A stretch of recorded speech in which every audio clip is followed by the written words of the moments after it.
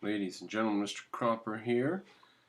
Going to be doing this video by Rabbi David Wolpe and Mr. Weinstein. Who is this? This is Eric Weinstein. Him and Brad mix them up all the time. Portal episode number 5. There's a lot to reply to in there, so I'm going to be going through that.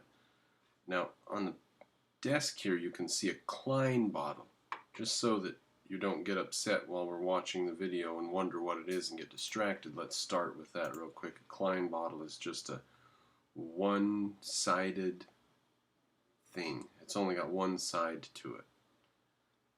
And it does poke through itself. And it sort of breaks a little bit of a rule there, poking through itself. But other than breaking the rule, it only has one side. So I don't think it's that neat because it breaks a rule by intersecting itself. So it's not that neat. But it's kind of neat. You can put water into the bottom of it and turn it upside down. The water goes in the top. So it's a thing. It's a mathematical thing. I don't think it's that neat because of the intersection. Alright, we're not worried about that. Just so it didn't distract you in the background there. Thank you to Mr. Weinstein for coming to YouTube and joining the conversation.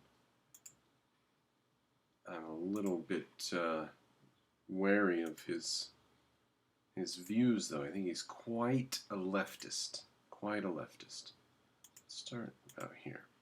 Of some particular kind of transcendent belief, and I think that is the most valuable thing that religion gives its adherents, and it's even more valuable in some ways than personal meaning, because you and I both know that religion used to think it had a monopoly on the possibility of personal meaning, but a lot of people live their lives without a religious sense and would not say that their lives are meaningless, but they do need community. And community, especially in such an atomized age, and especially in modern America, is very hard to create and to find. And this shared transcendent idea gives you community, but in that absence, I don't know how you construct it, but that doesn't mean there isn't a way. We need to learn how to do that, or at least to start talking about it. And one of the things that I would hope is that people in religious communities and people outside of religious communities could talk about that and how to do it without letting specific beliefs wreck the conversation. So this is always tricky for me because this is the large conversation that's going on right now. Can we have meaning without religion? Or do we need religion to give us meaning? Now, I think this is a thorny question. It's a nasty, thorny question, because you're asking me, can we have flowers without the rose bush? Of course we can. There's many types of flowers we can have. We don't need the rose bush. It's nasty and thorny. So my vision, and you could put this in your pocket as we go along, my vision is that in a free country, we'll have many different traditions, religious traditions, right? There'll be Mormons and Jews and Catholics and everything. And some of them will be stronger adherents to their ideas, and some will be weaker.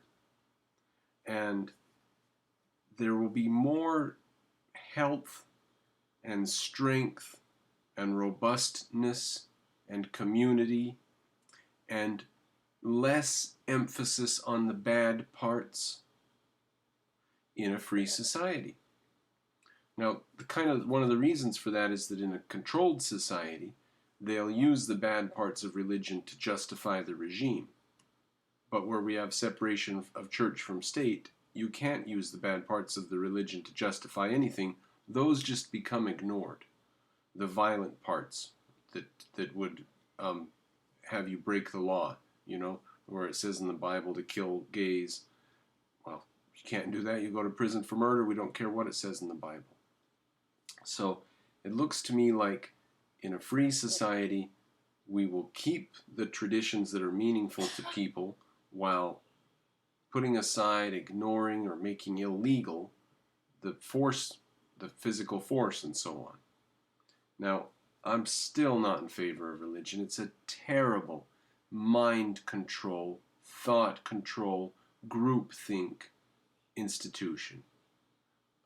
Whether or not we can get away from it, I don't know, because there's surely going to be a large swath of people who will always not be able to find a way to get out of believing in God. You know, maybe the propaganda's gone too far, and too many people believe it for us to ever. There's too much propaganda available. That's very possible, or maybe 1,000 years or more before we can get to a better place than we are now, with more than a small number of atheists. But what I'm worried about is Christopher Hitchens and all the work that he did, or I mean, you know, as we said at the time, we said he's not doing much philosophical work. He discounts Ayn Rand and so on. He's just a, what did we call him? A rhetorician. He's just using rhetoric against religion, polemics. He's just talking. He's just talking. It's not building anything. So Christopher Hitchens damaged religion. Everybody said, "Oh yeah, I don't believe in that. Religion poisons everything. God is not great." And the next day, they're going back to church saying, "Well, I don't believe it, but it gives me meaning." Okay, so Christopher Hitchens visibly, provably did virtually nothing for atheism. Atheism doesn't stand by itself. This is the point that Onar kept going over, is maybe you can believe in a God. But Ayn Rand said, if you believe in God, you're not an objectivist. How many objectivists do we need in society?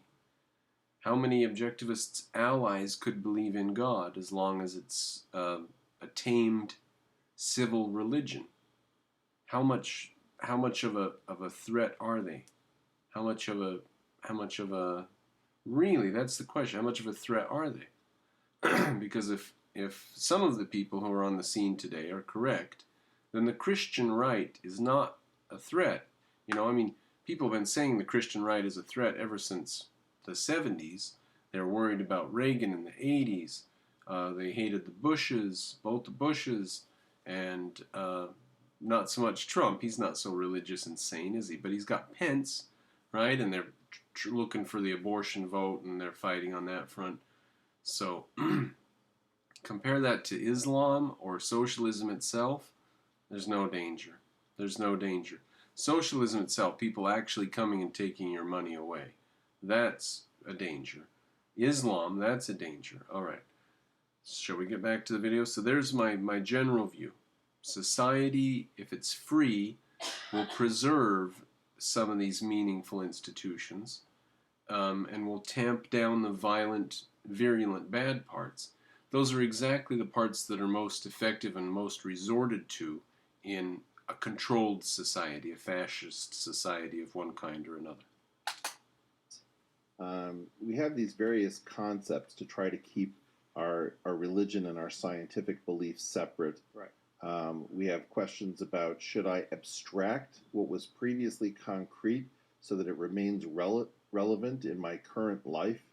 And there always feels to be a bit of a cheat in all of this, yet if we don't make these kind of cheats or half measures or accommodations, we find a very uncomfortable outcome, which is that most of these religions had their ancient texts written well before we had as much detail as we currently do about the scientific world. Right. And we're happiest where they were abstract, and we're most troubled where they were concrete. It's true.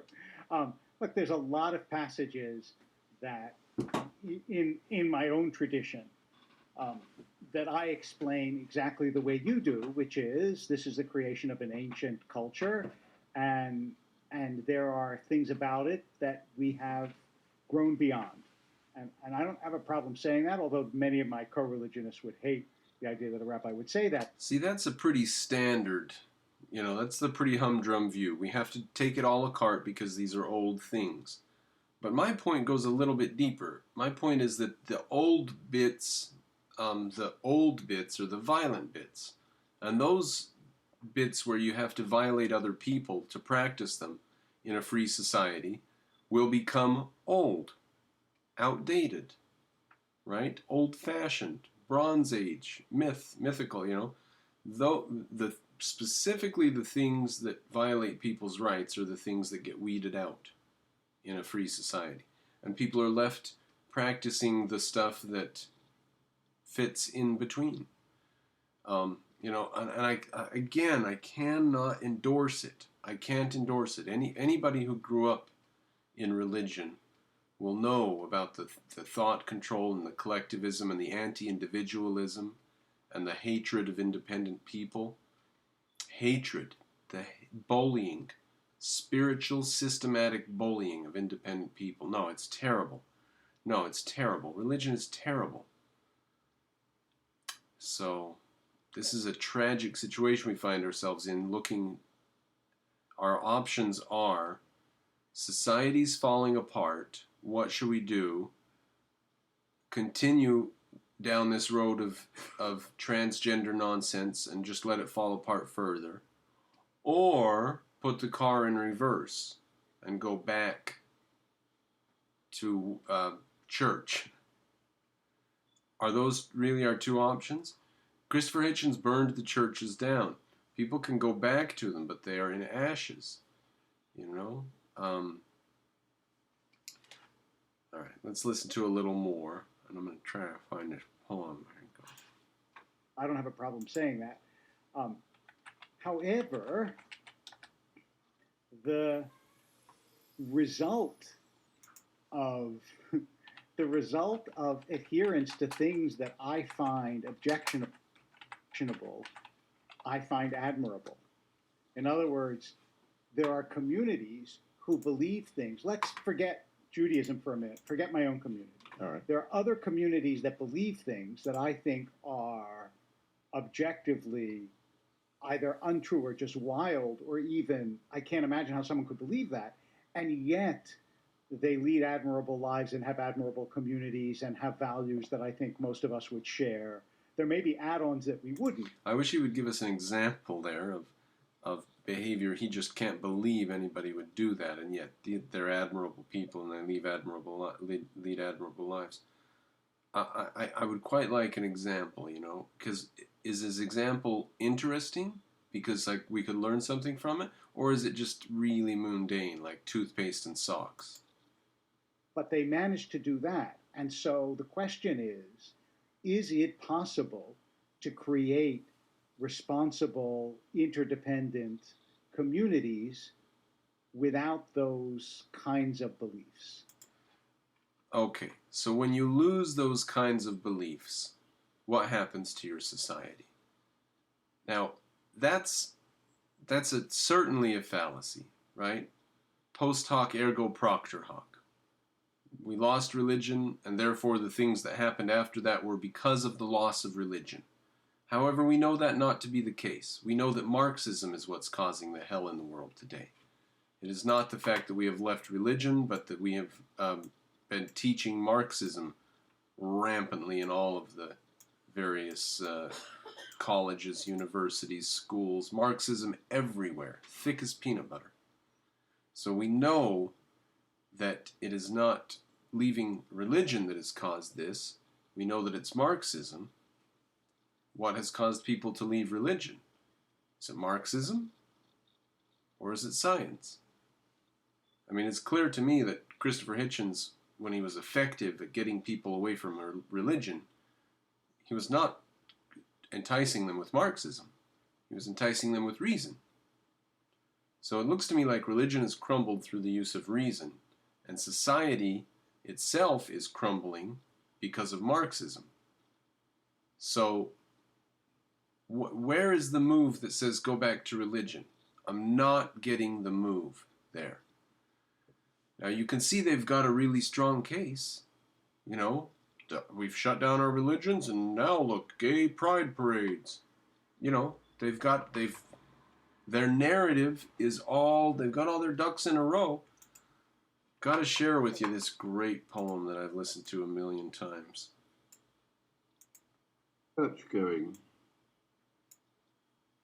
Once I am sure there's nothing going on, I step inside, letting the door thud shut. Another church, matting, seats and stone and little books, sprawlings of flowers cut for Sunday, brownish now, some brass and stuff up at the holy end, the small, neat organ, and a tense, musty, unignorable silence brewed God knows how long. Hatless, I take off my cycle clips in awkward reverence, move forward, run my hand around the font. From where I stand, the roof looks almost new, cleaned or restored. Someone would know. I don't. Mounting the lectern, I peruse a few hectoring large-scale verses and pronounce, "Yah endeth," much more loudly than I'd meant. The echoes snigger briefly. Back at the door, I sign the book, donate an Irish sixpence, reflect the place was not worth stopping for. Yet stop I did. In fact, I often do. Now this right here is when we visit old Europe. Him stopping at this church in the countryside in Britain is an American going to France or Italy or Germany and seeing the sights of old Europe. And we kept it like a Disneyland vacation spot for 50 years. All right, I'm sorry, I shouldn't interrupt a good poem. Yet stop I did, in fact I often do. And always end much at a loss, like this, wondering what to look for. Wondering, too, when churches fall completely out of use, what we shall turn them into. If we shall keep a few cathedrals chronically on show, their parchment, plate and pyx in locked cases, and let the rest rent-free to raid and sheep. Shall we avoid them as unlucky places? Or turn them into mosques, or burn them as they do in France. Or, after dark, will dubious women come to make their children touch a particular stone? Pick simples for a cancer, or on some advised night see walking a dead one. Power of some sort or other will go on, in games, in riddles, seemingly at random. But superstition, like belief, must die. And what remains when disbelief has gone? Grass, weedy pavement, brambles, buttress, sky, a shape less recognizable each week, a purpose more obscure. I wonder who will be the last, the very last, to seek this place for what it was. Interesting thought. Who was the last person who stepped foot in a church seeking what the church was built for? Many a church has come to an end. One of the crew that tap and jot and know what rude lofts were? Some ruin bibber, randy for antique, or Christmas addict, counting on a whiff of gown and bands and organ pipes and myrrh? Or will he be my representative, bored, uninformed, knowing the ghostly silt dispersed, yet tending to this cross of ground through suburb scrub, because it held unspilt so long and equably what since is found only in separation, marriage and birth and death, and thoughts of these, for which was built this special shell. For though I've no idea what this accoutred frowsty barn is worth, it pleases me to stand in silence here. A serious house on serious earth it is, in whose blent air all our compulsions meet. A serious house on serious earth. All right. Again, they have their ducks in a row. It is built solemnly. It is built with reverence. A serious house on serious earth, in whose blent air all our concerns are met. They've got all their ducks in the row for an institution that is important enough and meaningful enough that people will feel the need to contribute to it and be a part of it because they have some kernel of doubt in them whether or not there is any meaning to it all. And here's a huge institution that says, sure there is. Come on inside and say these magic words every Sunday. And you'll feel the meaning just by doing it every Sunday. One of the points that Mr. Weinstein will get to in just a bit here. All right, let's continue, finish the poem here. He's got this, the whole text of it here in the info. So I really recommend this poem. You should go have a listen to it after you get done with the video here. Are recognized and robed as destinies.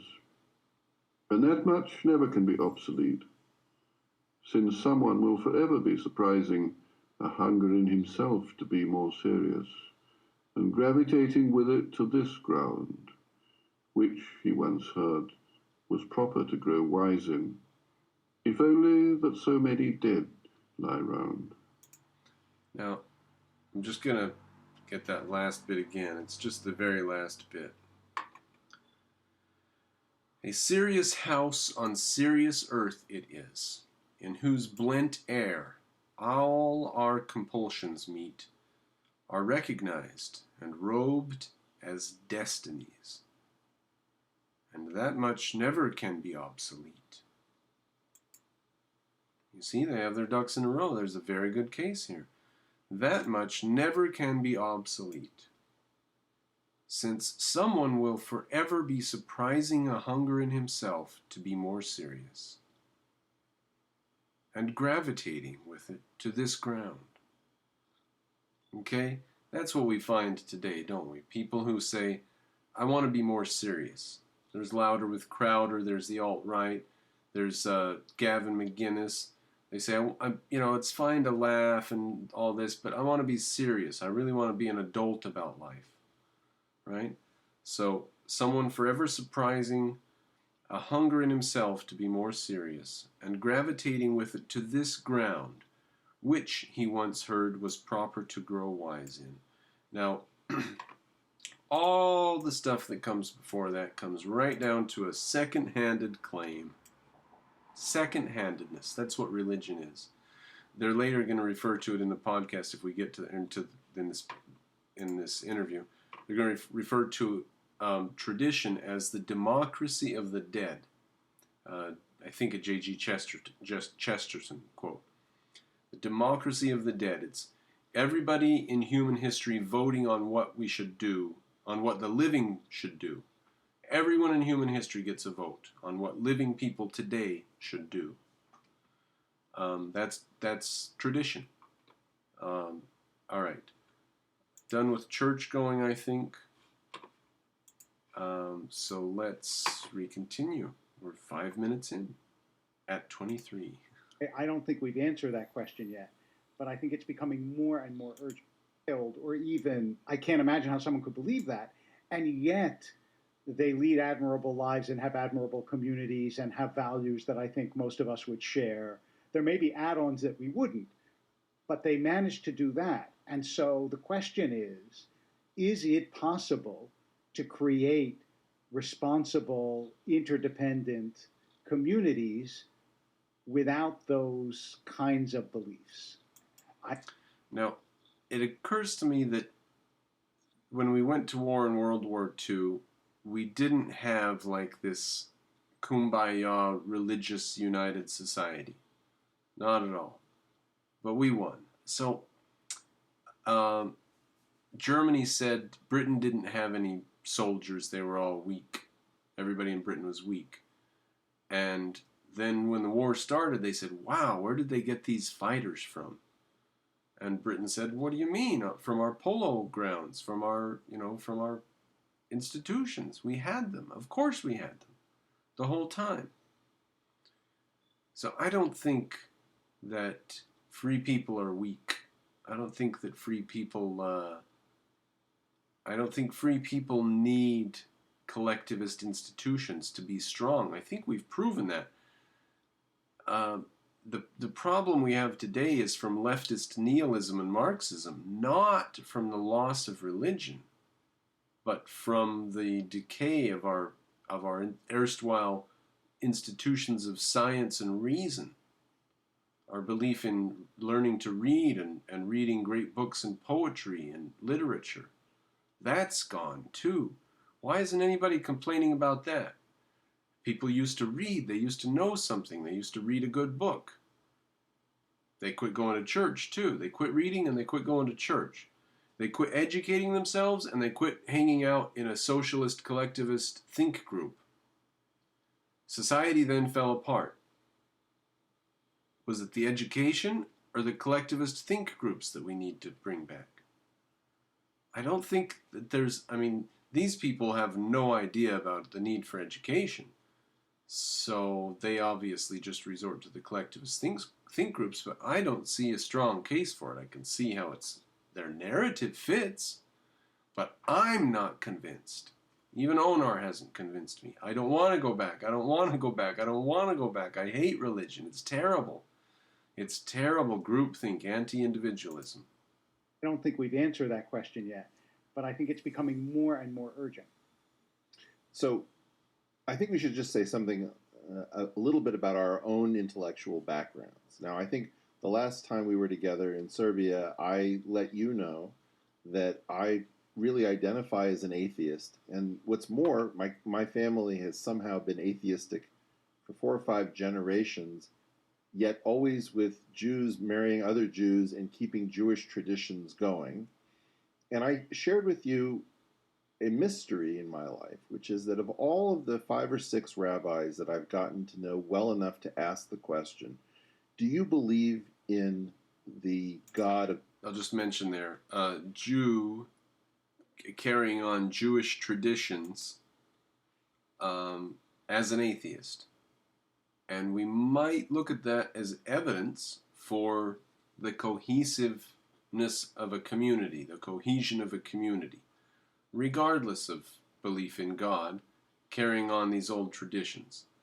And the traditions, you might give a nod of meaning to a tradition. But like I said, in a free society, people will choose things that they find useful or meaningful, and they will discard the things that they are required to by law. So I think this problem might be solved. I think we might have solved it in America by having freedom of religion. And, so a lot of people have quit going to church, but that, all right. And no, I'm not convinced church is so bad, religion's so bad, but they have a really good case. Let's go, let's see it. Which is that of all of the 5 or 6 rabbis that I've gotten to know well enough to ask the question, do you believe in the God of the Old Testament as is literally talked about? None of them, Reform, conservative, or even Orthodox, believe that character actually exists. So there are at least 2 things to say, but I'll start with 2.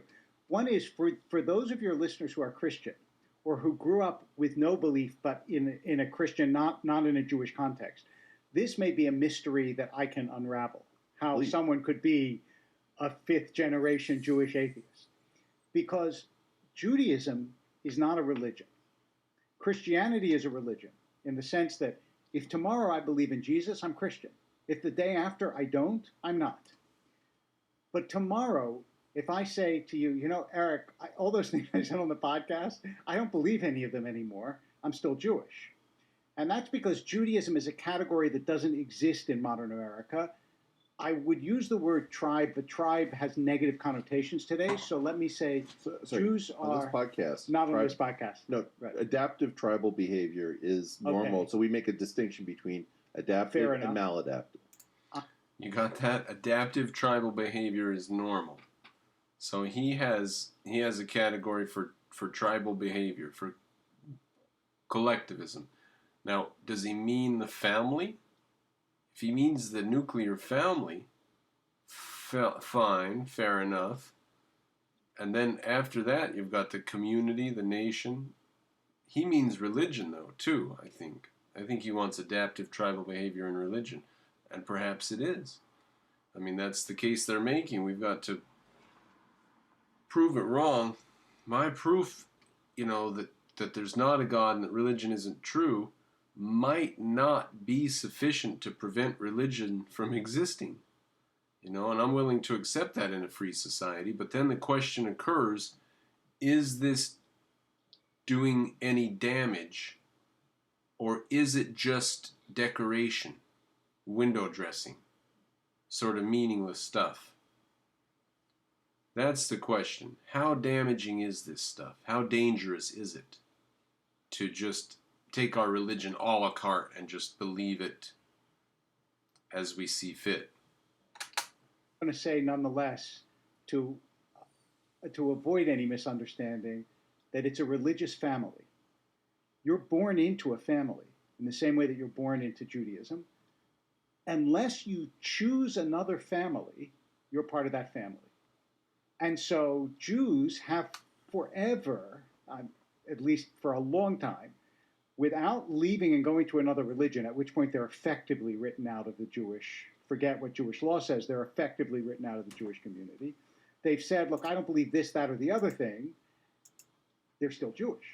So that's why Jewish atheist is not, in fact, I will tell you a story. Several years ago, I had to give, through someone that I knew, it doesn't matter this is how I got there, I was supposed to give a blessing at Carl Reiner's 90th birthday party.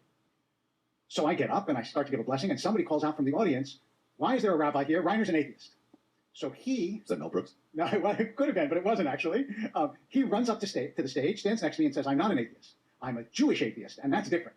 And he's right, because there is a cult... I wonder if I'm not an atheist, I'm a Mormon atheist.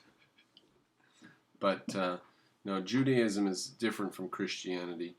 And he mentions here that when in World War II, when Jews were being persecuted, and in the Soviet Union, when Jews were being persecuted, there was a worldwide movement to try to help and save them.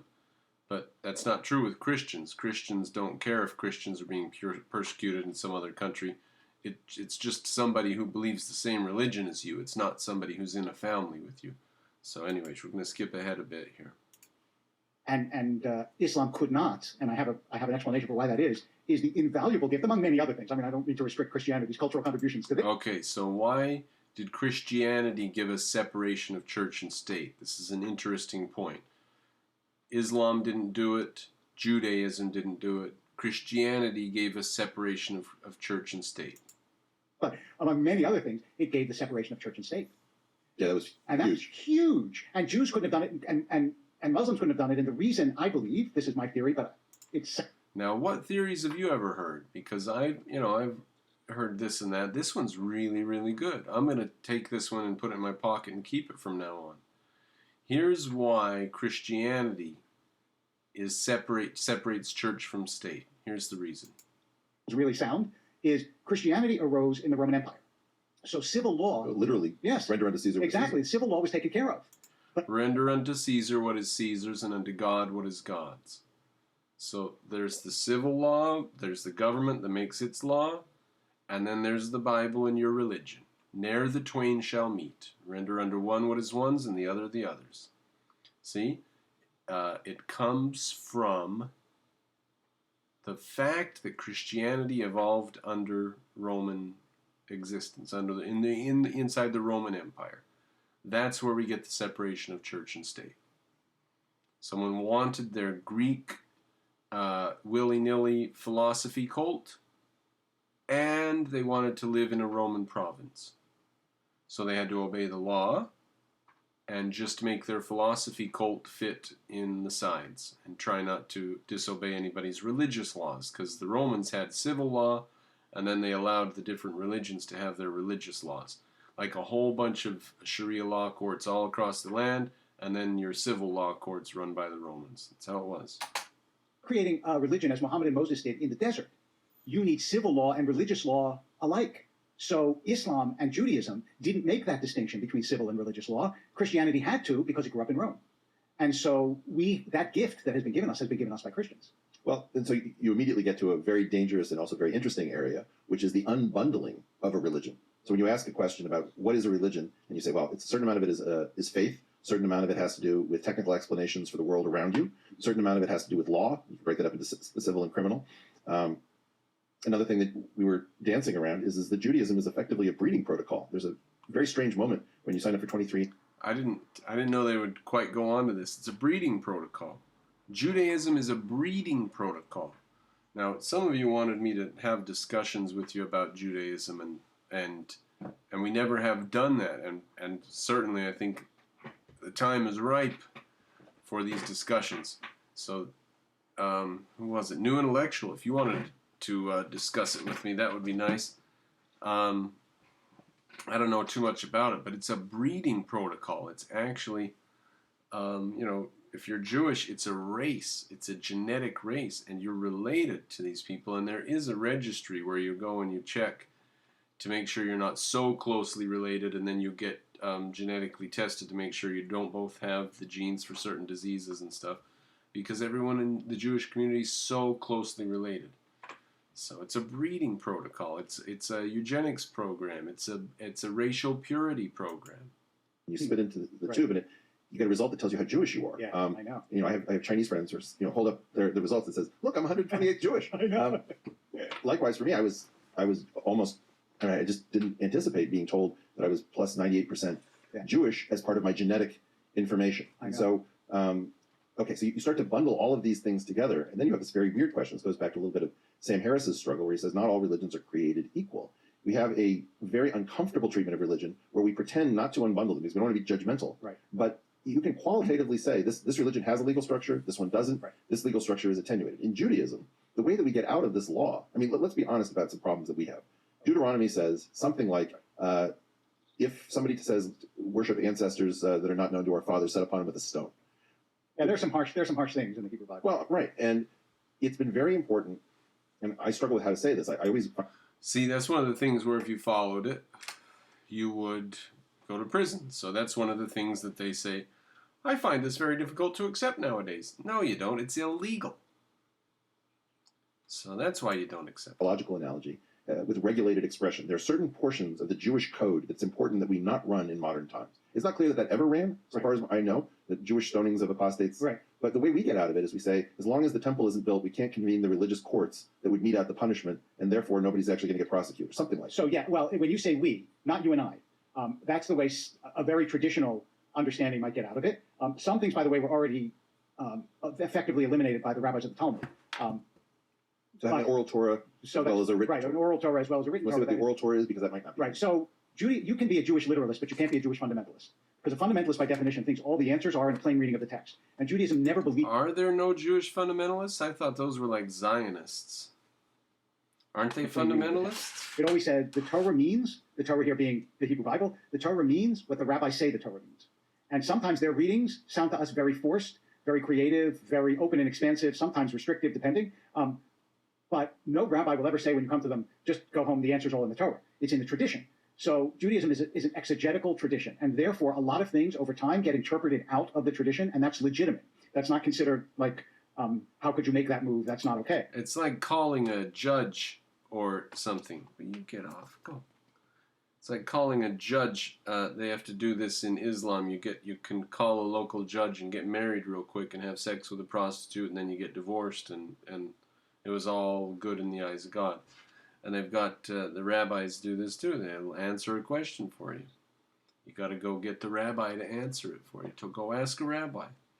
You can't. The answer's not in the Torah. You can't pray about it. You can't get to it yourself. So it's slightly collectivist and authoritarian, isn't it? All right. I've got a cat on my lap. I'm afraid it's going to scratch me. Tradition, and therefore things get changed along the way. Now, like any legal tradition, it has elastic boundaries, but they snap. Unlike rabbis who would say, call themselves on the right wing of orthodoxy, what I would say is modernity is a snap with the tradition. And so there are things that I don't believe intellectually, honestly, I can say that the tradition endorses, but I nonetheless endorse them. And the best example that I can give is gay marriage. I know that some of my colleagues have tried to read gay marriage into the sources. I think it's forced beyond what you can actually legit. But that's funny that some Jews have actually tried to say, no, it says right here in the Torah that gay marriage is acceptable. Really? Some of them have tried that? I can believe it. Try, no matter how acrobatic your exegetical skills. My answer is that we see the world differently, and we shouldn't deny that we see the world differently. And the question is, how do you create a modern Judaism that is authentically modern, not just that is in full fidelity to sources that, as you say, have to be on. Now, the way you do that is you simply set up a system of laws that prevents people from violating each other's rights, and then you say, all right, people, have at it. Go live your lives. And there's some guy over there with some religious book. And he starts going about his life, and pretty soon he starts doing something to somebody, and you go arrest him. That's how we do it. Just like that. You don't worry about the religious nuts, because there's too many of them with too much different nonsense. So you just say, no, we're not going to make any laws establishing a religion. So that's how we sort through it in a free society. You just don't get to keep any of that nonsense that violates people's rights. Now, if it has no effect on other people, then whatever. Do whatever you want, you know? Oh, I think that we can skip a bit. We're going to go to 32 minutes here. 32 minutes and 40 seconds exactly is something I wanted to approximately. And that generally is in the world that, for example, my daughter grows up in, that's frowned upon, the idea that you should love your people. That's thought of as negative. You should love all people and no people specially. And that's to the detriment, I think, of any minority keeping its... I don't actually get this, and my sense is that you don't get this either. Maybe that would be something we could explore. So let me give you my version of this, and you give me my grade on a report card. If you love multiculturalism, you have to understand that multiculturalism is built on culturalism. Yes. And what's culturalism? Isn't that interesting? Multiculturalism is built on culturalism. And they don't want multicultural. The multiculturalists don't want multiculturalism. They just want a lot of other cultures to flood in. Now, I can't necessarily hate and blame their intention or their view or their narrative, let's call it. Their narrative is all different cultures can blend together and live together. And we were always wrong to fear this. And humanity is one, and we shouldn't fear each other. That's their narrative. Pardon me. Now, their evidence for that is the existence of the United States of America. So they saw the United States works, the great melting pot. Everybody comes there and just does what they please and gets along. New York City, was what they imagined could happen anywhere in the world. So they tried it. They tried it in Europe. They tried to make the United States of Europe. Just let every different culture come in and let them keep their culture, freedom, right? Right? But don't enforce laws on them. Now that's where they went wrong. Don't enforce laws because you want them to keep their culture. We don't really want them to keep that much of their culture. We only want them to keep the parts of their culture that are basically irrelevant to everybody else. If you can practice it inside your own home with the doors shut, fine. But if you have to violate somebody's rights, then no, it can't be done. So Europe just did not understand that little teeny tiny piece of it. They wanted foreign cultures, and they didn't care about violating rights. They didn't care if these different cultures come with horrendous things. They said, oh, well, different cultures. Look at America. Lots of different cultures in America. That's my view of the whole narrative. Now, the fact that it's been driven by nihilists and Marxists, and they've got their own philosophical fillings in behind the story, I think that's true too. But I think the overall narrative for the last 70 years has been, look at the success of the United States. Let's emulate the success of the United States with freedom and with a lot of melding of different cultures, and let's not insist on nationalism like the United States doesn't. It's got 50 different states, and it'll help anybody in the world, and it'll fight world wars for other people, and let's be globalist like America. I think multiculturalism is just the intelligentsia of the world trying to emulate American success and power. I think so. All right, let's go a little further. Is built on exclusion with some amount of permeability. So what I always hear when somebody says multiculturalism is painting with a lot of distinct pigments. And what has come to be the meaning of multiculturalism is let's mix all the paint together and to get the most beautiful rainbow paint possible. And in fact, it doesn't look anything like rainbow paint once you do this. And then in part, we are responsible. And you know what it turns to when you mix all different colors together, right? It's gray. We're caring about our own culture so that there is something special to bring to the potluck. And what concerns me is when I see somebody who's going abroad, as let's say as an American. That's nice. Have a culture. Bring something to the potluck. Embarrassing when Americans go abroad and they want so badly to see these temples overseas or whatever. And okay, so that you think that temple is meaningful and important to those people? You don't have a temple that you go to, though. You know? So that's one thing I'm very skeptical about going around and seeing these religious relics or whatever. It's like, yeah, those are places of oppression and sorrow. They're not beautiful. They're prisons of the mind. I have very, very, very little respect for religion. And it's terrifying to me that the intelligentsia itself is turning back towards religion. That's scary.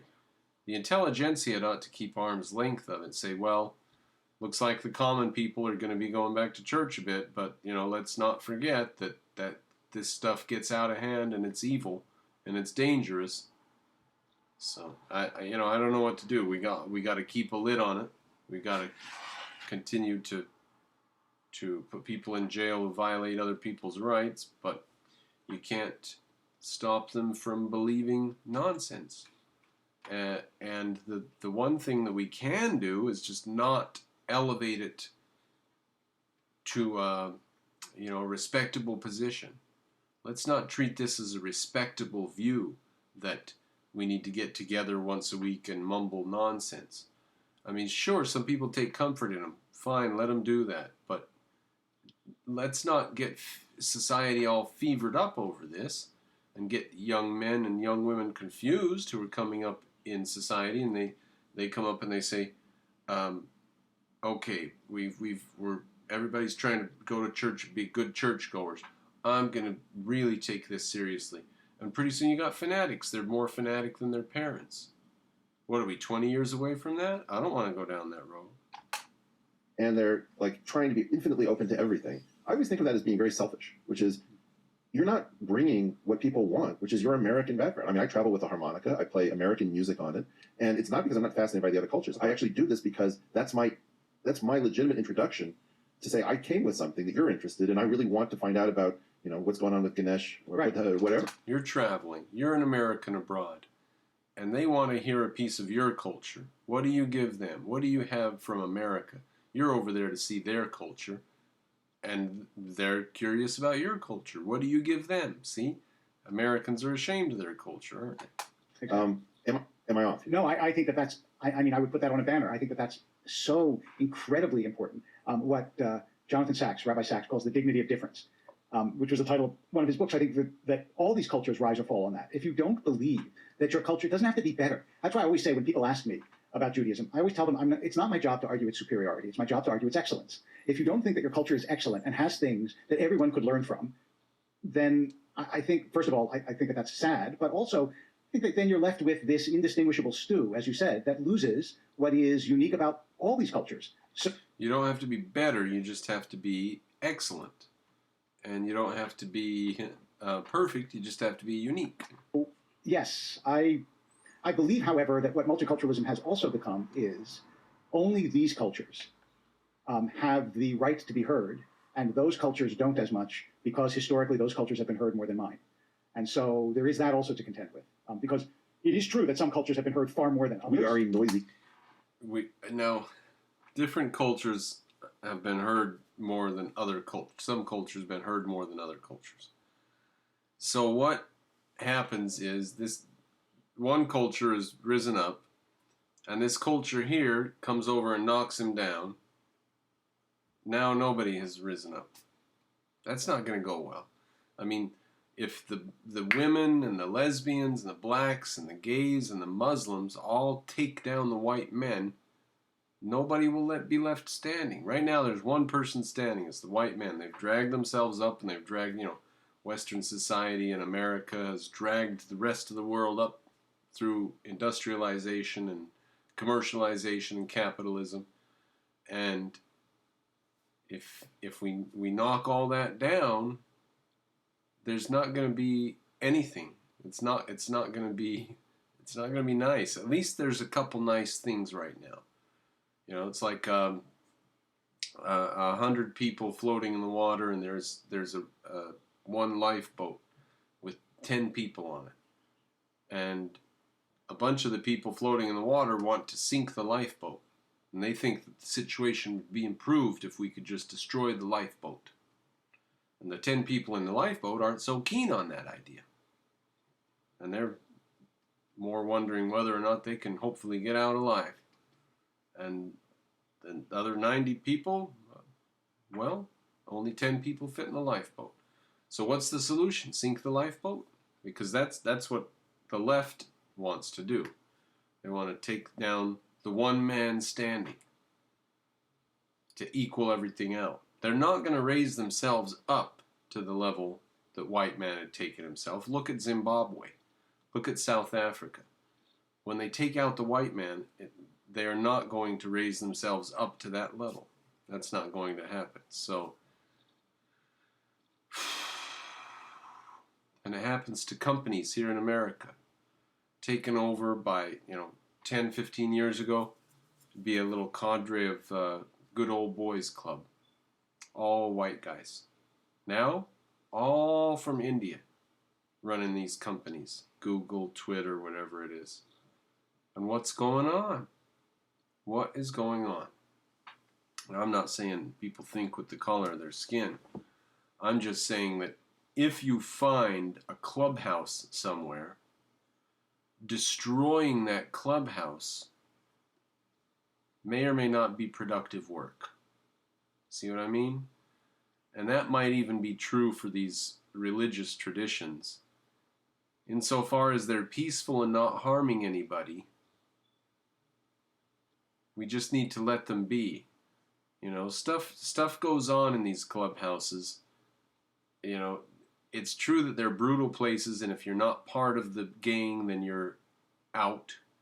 And it's true there's collectivism and so on. But it's also true that there's helping each other and business deals and backroom dealings and, productive relationships. Community. So, just because you find a clubhouse, it might not mean that it's productive work to destroy the clubhouse. Excuse me. Sure. Yes, and we are a noisy culture. There's no question about it. As my friend Joseph Epstein says, Jews don't listen, they wait. I always thought that was, and I know that hurts. Yes, okay, now a little piece of Jewish culture here. Skipping forward to 41. It's this interesting habit of shafion, something like that. I'll let them say it. But it's the first time you do something each year, you say this little thing. Maybe it could just be the word shafion. And it's the very first drink of wine you have for the year. Could be February, March, April, or it could be January 1st. It's the first peach that you eat from your orchard. It's the first flower you see. It's the first time you step outside without your coat on. The first time you do something each year. Whether it's an old habit or just a recognition that this is the first time. You just say this little thanking God or whatever it is, whatever the word means. I have no idea what it means. You put something in your mouth about your place in the universe, your gratitude that it's there, all those kinds of things. So there are little things that you can do. Well, an even more powerful version of that, for me, is the Shehekianu. Right. Do you want to say a little bit about how that functions in our tradition? The Shehekianu is Shehekianu. prayer that you say when something is new or unprecedented, or it's a special moment Or the first in time your in the life, yearly the cycle. first time in the yearly cycle that you eat a fruit or wear a garment or any of those sorts of things, and it's an expression of it thanks God for sustaining you and allowing you to reach that moment. And Now, I have to say, I've felt a little tinge of regret, of sorrow, a tinge of loss when I was sitting at a restaurant with my wife and daughter, and we saw a family sitting over yonder who, before they started eating, they all bowed their heads in prayer. And,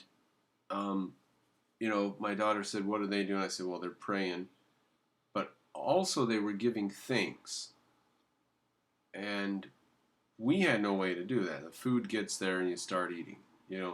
There's no formality. There's no gratitude, gratefulness, thankfulness. There's no moment of reflection.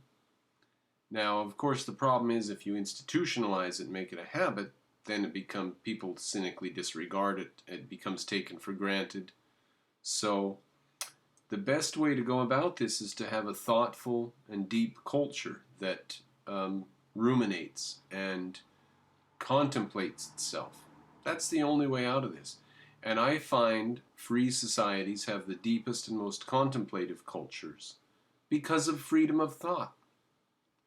So, if you institutionalize something like this and say the first time you do everything you have to say this little prayer, people are going to take it for granted. They're not going to appreciate it. They're going to want to get away from it, so they're free from it. They're going to leave it behind. They're going to look back with regret. Some of them are going to go back to it. The best thing for us to do is to talk about how traditions are important and try to recognize that and try to preserve the important ones.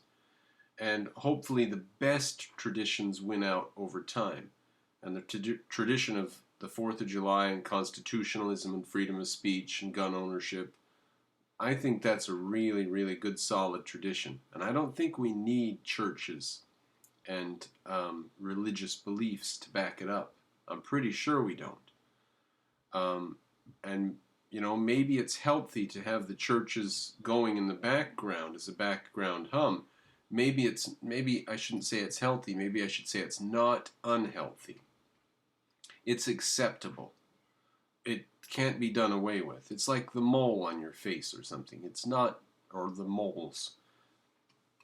It's not that big of a deal. It's not going to kill you. Just having some churches in your society where people go do their thing isn't going to ruin your society, as long as your society is a peaceful society that obeys laws. So it's when we take them seriously, it's when we take churches seriously. That's what we're in danger of doing here. Some of our top intellectuals, not necessarily these two are top intellectuals, but Jordan Peterson and so on, the famous intellectuals, the famous and great, the world famous intellectuals of our day are very seriously discussing going back to religion to cure the meaningless that Marxist nihilism has brought on. So that's a 1-2 punch. And I think expressions of gratitude are something that religion does very well. The reason I pick that is that we in our tradition set a bit in our brain that says, if I'm doing something for the first time in the yearly cycle, make a note of it. And what I find is that if I were to do that without thanking God. Now they do mention at some point, which I may have skipped and may not, they mention the purity of the lily pond.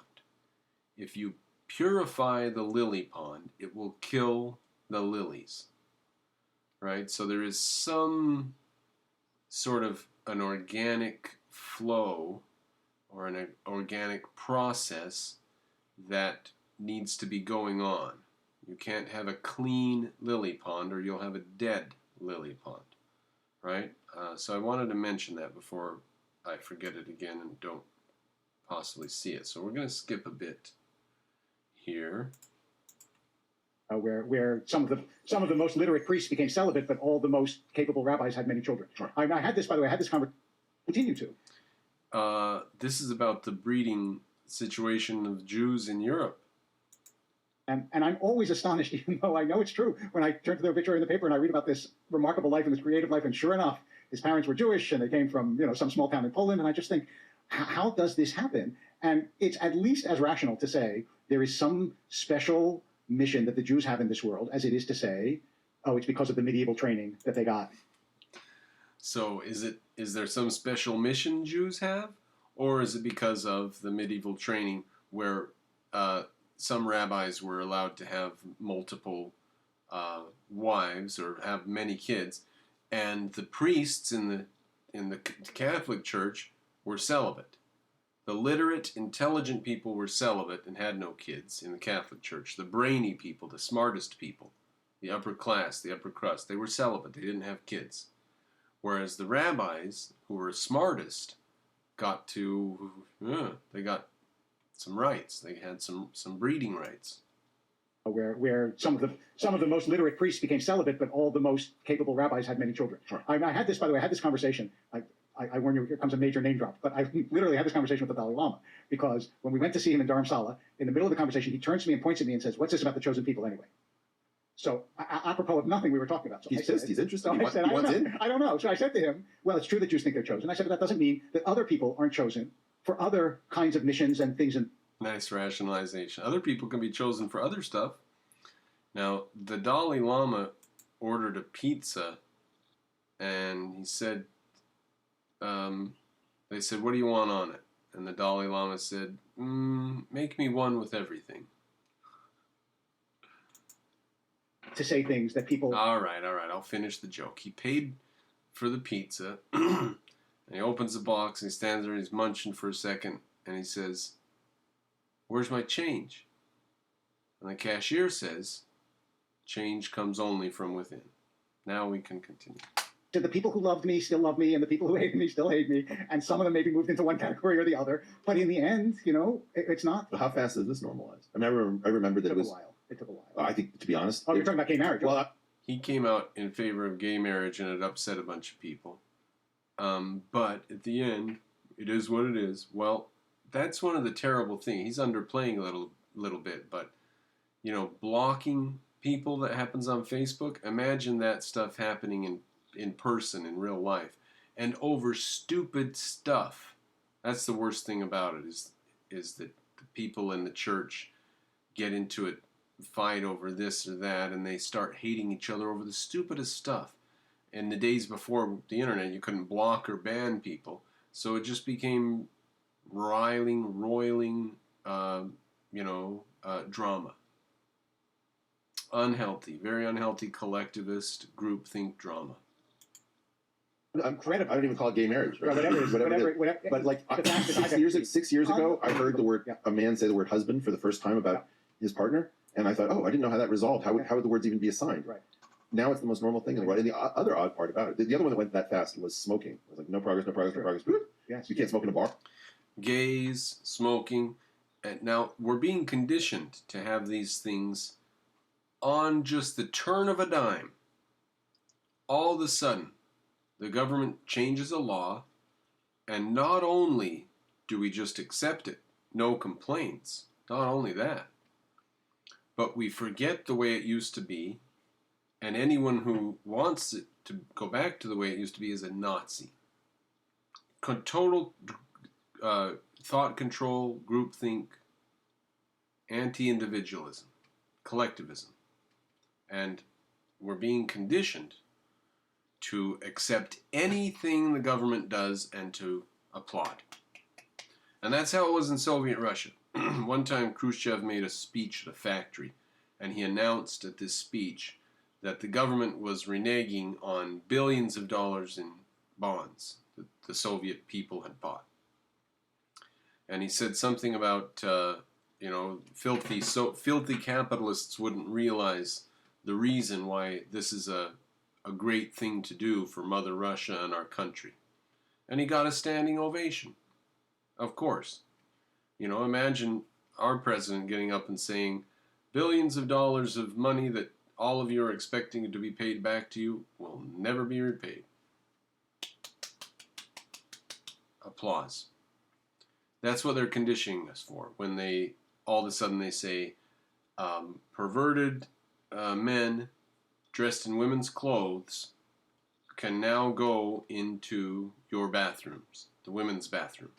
And nobody can do it or say anything about it, or they'll be arrested for hate speech, or inciting hatred, or prejudice or sexism or racism or something.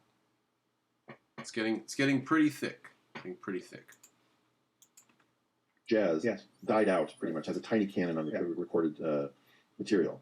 And it got revitalized because Germans were willing to pay for modern Right. pleasure. So what would it mean? I mean, what are we not doing that we should do? We should encourage Jews to travel to Germany. We should. I mean, there's a pretty close relationship of Germany and Israel, for example. Yeah, I'm talking a more personal relationship. I feel very weird about. All right. So about, he's talking about reconciling with Jews and Germans before the very last of the Nazi, because they're all in their 80s and 90s now. So if there's a reconciliation to happen, it's got to happen soon. I don't know what he has in mind. One of the reasons I don't like him is he's kind of a lefty, and he likes universal basic income and stuff like that. That whatever is ultimate is so far beyond anything that I or any human being can conceive of that I think our fate is to always search and be more and more and more comprehensive, but never to achieve the kind of finality that that is suggested by your question. See, that's really weird to me. I'll give you two examples of. I'll back up a bit. We're almost to the end here. Yes, sir. But I always liked the Robert Jastrow image, which you may know, that he said when physicists, climb that final mountain, they're going to find God looking at them from the other side. I know you're rolling your eyes. I don't know if people listening can see that. I always liked it. I liked the image. Come on, a little poetry in your physics. I can get I am sure you can. I have no doubt about that. He's a physicist. He's a mathematical physicist. I think that I don't believe that it's possible, and I'll tell you why I say that. I have a deep and abiding faith in the limitations of the human mind. And by that, I don't mean that we can't do astonishing things, but when I ask people sometimes, this is how you can tell if you're religious. Is there a mystery at the heart of the world? Not a puzzle, but a mystery. Because a puzzle you can figure out, but a mystery is in principle unfigure-outable. True. Now, there's always been a mystery at the heart of the world, and at one time we figured it out. It was gravity, and it explained the motions of the sun and the moon and the stars. And before that, it was heliocentrism. So there's always some mystery to the world, which if we answer it, now we've got it. But then there's another mystery hiding behind that. So he's suggesting the most tired, cliched argument for God that there is. The God of the gaps. Whatever you can't explain, that's where I'm going to put God. And as soon as you explain that, I'm going to push him a little further. So his statement is simply, if there is mystery anywhere, that's where God is. Now, if your God is that weak and that powerless, I don't know how much damage he does. You're just being stupid and irrational. I mean, you're really going to say wherever I explain something, your God's just going to run away from that piece until he's back into the cracks, the God of the gaps? If that's his state, that's his stance. And look, if we're going to bring religion back and it's going to be the keystone or the meaningful chunk of our society or something, just realize that it's on the basis of garbage like this. Intellectually, it's not satisfying. It's a nothing sandwich. And if it provides satisfaction or stability or meaning to people, I have to say, I'm really severely in doubt as to these people might be so dumb they don't need a lot of meaning. The people who need meaning can probably understand the world and science, and they don't need these myths. So, the more I think about it, the more I find people who are so dumb that they don't care about a larger meaning, and people that are smart enough to learn about the Big Bang and evolution. I can't find the group of people who are so stupid and yet intelligent enough to need metaphysical meaning that they have to go to church. I can't find them. I really am looking. And I got bad news for you guys that think that religion might be part of future societies. I'm afraid not. I'm afraid free societies are going to have very small, very quiet religious communities. I mean, all right, maybe we should speak about the fact that there are more atheists in Europe than America, because in Europe they have state-controlled religion, and in America we have freedom of religion. So in Europe they've got churches that do what they're supposed to do. And in America we've got churches that pop up every weekend, new churches. And if one church is having trouble filling its pews, it might change what it's doing. It might get a different preacher, it might start preaching different, or it might just fold and go out of business, and the congregants have to go to another church. But then there will be this one church which really draws crowds, and they'll have to build a second location and a bigger location, and they're called mega churches, and they preach the way modern people want the preaching. So the thing in America is that we have more religious people because we have religions that are adaptable. Our religions in America are evolving. It's a new religion. It's different from what it was 20 or 40 years ago.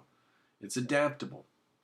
Whereas the Catholic Church or whatever, the Church of England or what have you, those are just stuck in time, cemented in place. So they're going to eventually decay, grow irrelevant, and be ignored. But in America, religion is constantly revitalized. On the other hand, we don't really take it that seriously. There's going to be talk of the people in the South and how serious they are, and the Mormons are a bit serious. But by and large, Americans don't take religion seriously. And we are more religious than Europe. So, take that as you will. I mean, I'm not going to deny the religiousness in America, but I am going to deny the strength of the religious community and the meaningfulness of it. Yeah, I don't see the cohesion, and in fact, I don't really see the lack of cohesion in the United States today. I see the left causing trouble, but I see the right really sticking together in a grassroots organic way. I don't see the right giving very much ground, and I see them pushing back. Now, Europe's a mess. Europe's just shot to hell. There's just nothing we can do there.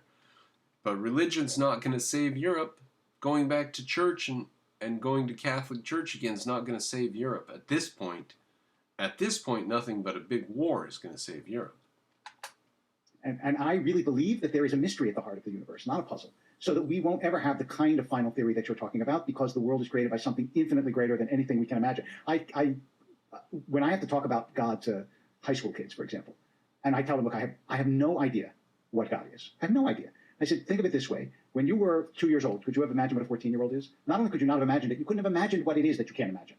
So I assume that whatever is out there, that whatever is ultimate, is so far beyond anything that I or any human being can conceive of, that I think our fate is to always search and be more and more and more comprehensive, but never to achieve the kind of finality that that is suggested by your question. See, that's I wonder where is evidence for wanting even to conceive of believing that is, because all I can see in the universe, we got our emotions and stuff inside of our head, which modern science can do us a pretty good job of explaining emotions and the complexity in our brain. And then when we look out with the telescope, all we see is rocks and dust as far as telescopes can see, just inanimate matter, rocks and dust everywhere. So where is this magical, amazing, this was created by something immensely amazing? Why? Why can't it be just a huge expanse of rocks and dust and gas, and we evolved here on one little piece of one little tiny thing? Why does there have to be something mind-blowingly amazing? I mean, isn't the size of the universe mind-blowingly amazing? Why does there have to be something that created it? I just do not see it. really weird to me. I'll give you two examples of why it doesn't work. Okay. For me. Yes. I'm not saying you're wrong. The first is the number of different phenomena that were encompassed by Maxwell's equations. I can really write Maxwell's equations in a modern context in one line. It doesn't require 4 different equations. Mm-hmm. And all of that stuff about X-rays and UV and visible light and magnetism and electricity is all subsumed in this one damn equation. Okay. So there are these condensations where you realize that it's much simpler than you ever imagined.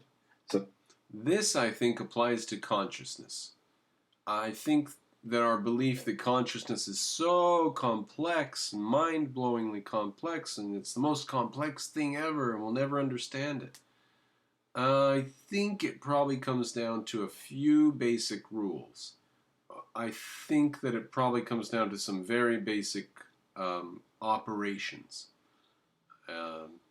possibly even mathematical in nature.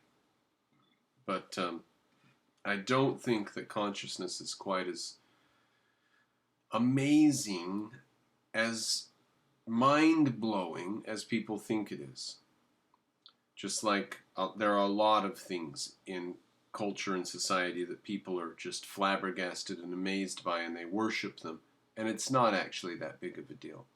Like, the difference between men and women comes down to the fact that men can reproduce endlessly and women can only reproduce 6 or 8 or 10 units in their whole life. And therefore women are careful about sex and men are not. So that leads to a lot of differences in men and women. And then there are people who don't have any idea what, any of that narrative I've just given. All they think of is, well, men are strong and women are soft and pretty, and they're stuck inside the details. They can't see the forest for the trees. How did I get onto this point? Look, we're winding down. We're getting close to the end of this here. One, I think you're discounting the amount of unification. The idea that every living thing is predicated on 20 amino acids and 4 nucleotides, so far as we know, or that everything that you see out there is just up quarks, down quarks, electrons, and whatever we use to stick them together. It looks very varied, but the set is very prim. Everything out there is up quarks, down quarks, and the things we use to stick them together. It's not complicated. At the end of the day, this stuff, this reality around us is actually extraordinarily simple. Stephen Wolfram, A New Kind of Science, Cellular Automaton. We can get very, very much complexity with extraordinarily simple rules and a very, very small inventory of things, of variety of things. So the complexity is not there, and I think even consciousness ultimately is going to be a particular type of operation that happens a lot, kind of like switching bits from 0 to 1 and stuff, but it's just repeated a lot. There's just a lot of it going on. But it's not a mysterious, bizarre, amazing, mystical process. It's really just ones and zeros or some approximation of that. The other thing I might say is, imagine that you begin in a neighborhood and you're exploring the planet, and every time you walk in a direction, you find new, wondrous, magical things you've never seen before. Yeah. You will incorrectly infer that if you keep walking, it will always be thus, and you won't see the age of intercontinental exploration come to. See, then if you think that every time you go over the horizon there's going to be a new Indian colony, you're wrong. Eventually you'll circle the Earth. And if you think that the universe is big and wonderful and blah blah blah, you're wrong. Look at a telescope and look out there at the mundane. Of course, it's amazing and beautiful, Hubble Deep Field and all that stuff, but just look at the fact that there's nothing going on out there. It's just empty, lifeless, deep space, and rocks and stars. There's nothing going on. There's no circus anywhere. It's pointless. It's pointless and empty. And to think that that is evidence of a creator is an insanity. He created all this for this little teeny speck of dust here. It's like you can stretch your brain far enough to believe that, but you can't stretch your brain far enough to apprehend reality and evolution and the Big Bang and science. So I have very little patience with these people. If religion does come back, Christopher Hitchens' old wish will come true. He said, I don't think religion will ever be gone, but in a way I don't want it to be, because then I wouldn't have anybody to argue with anymore. So if religion does come back, then some of us will never get any rest from that day forward, continuing to argue against and attack and attempt to destroy and disable it. Now, I'm tempted to leave that as the end, but let's see if there's anything else to catch here. I think you've discounted both of those things. Well, what I would say to you is 500 years ago, you were in the position of that 2-year-old. You couldn't imagine what you couldn't imagine that Maxwell's equations would answer, or that, I mean, look, I think about when I was a kid and we used to think we're going to travel around on jetpacks. If I had said to you, no, you won't travel around on jetpacks, but you will hold all of human knowledge in your pocket, I would have said, you're crazy. That couldn't be. And yet now we do.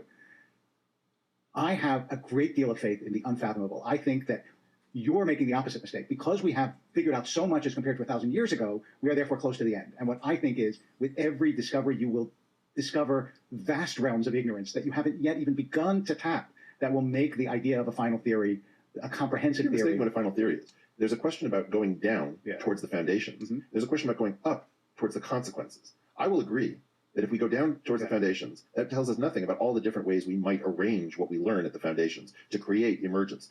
So what are you asking me about how I envision a final theory? Well, that it would be mathematical, that it would be presumably you know we've been trying to come up with a theory of yeah, everything. Right. When you hear the words theory of everything, I mean, I always think that the physicists who traffic in that have never thought through the question of, assume that you actually, that the dog caught the car. Yes. Do you have any idea of what that would even look like? Because to say this is complete, does it have no beginning? You say unmoved mover, like there's no boundary condition. I mean, to give you an idea of how crazy this is, let me give you my version of God, since you've given me some indication of yours. Okay, go ahead. I believe that God starts off being a boundary condition, being a design constraint, completely inanimate, non-sentient. And the reason I don't like the thing about get to the highest peak and you reach the end and God is there is that it mistakes the magic that I think might happen, which is we're worrying right now about artificial intelligence. We don't realize that we are the artificial intelligence that arose in the system. There we go. I knew there was something important toward the end there. We are the artificial intelligence that arose in the system. It's here. Artificial or dangerous AI is here. And we are it. Did you know that, ladies and gentlemen?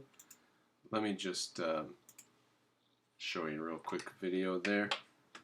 Oh, I should probably just leave a link to it. But I did this a